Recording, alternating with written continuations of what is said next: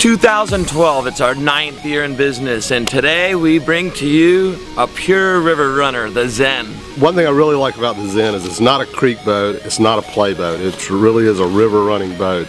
So, you know, it doesn't have the extra size, the extra depth in the ends that I don't want when I try to surf a wave, but I can run pretty much any creek that I'm likely to run. I mean, it's stable, fun, predictable, it's no weirdness with the edges. I've been doing some creeking with the Zen.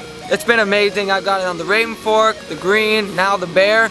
This boat is awesome. It's fast, it's easy to boof, great for the harder whitewater. One thing that's great is it really turns well. It's got such fantastic speed, but when you put it up on edge and go into an eddy or just need to make a quick turn, that flat bottom just really allows you to make that turn and get to where you want to go. It's a very stable boat. Initial and final stability, huge. You're going to be confident right out of the gate.